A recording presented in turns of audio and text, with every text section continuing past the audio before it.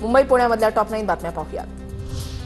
मुंबईतील श्री सिद्धिविनायक गणपती मंदिर परिसर आता नव्या स्वरूपामध्ये झळकणार। पालिकेकडून धार्मिक स्थळाच्या सौंदर्यीकरणाचा प्रकल्प हाती। पहिल्या टप्प्यामधील कामासाठी तब्बल 78 कोटी 1,20,038 रुपये खर्चाचा प्रस्ताव मंजूर। मुंबईमध्ये बेस्टच्या ताफ्यामधून स्वमालकीच्या बस सेवेमधून कमी। काही दिवसांपासून स्वमालकीच्या बसला सेवेतून कमी करण्याचा निर्णय। बेस्टच्या ताफ्यामध्ये केवळ 11% स्वमालकीच्या बस शिल्लक, तर 88% बस या खासगी कंपन्यांच्या बस असल्याची माहिती समोर।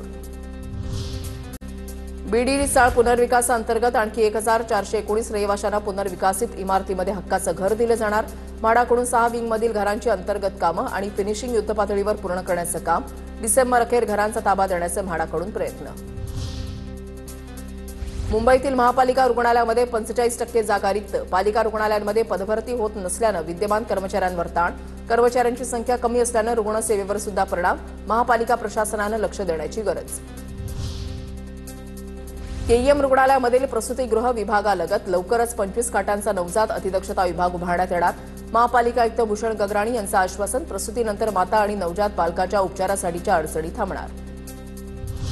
पुण्याच्या दिवे घाटामध्ये आज 11 ते 2 वाजेपर्यंत वाहतूक बंद राहणार। वाहन चालकांना पर्यायी मार्गांचा वापर करण्याचं आवाहन।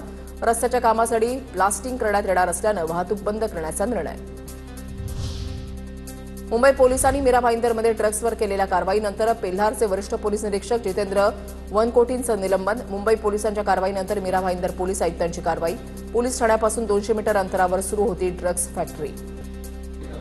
मुंबईच्या बीआरसीमध्ये तोतया शास्त्रज्ञ म्हणून वावरणाऱ्या प्रकरणामध्ये आणखी एकाला अटक। सीआययूनं केली झारखंडमधून एकाला अटक। आरोपी अख्तर कुतुबुद्दीन हुसेन या आरोपीला लॉजिस्टिक मदत करणारा अटकेत।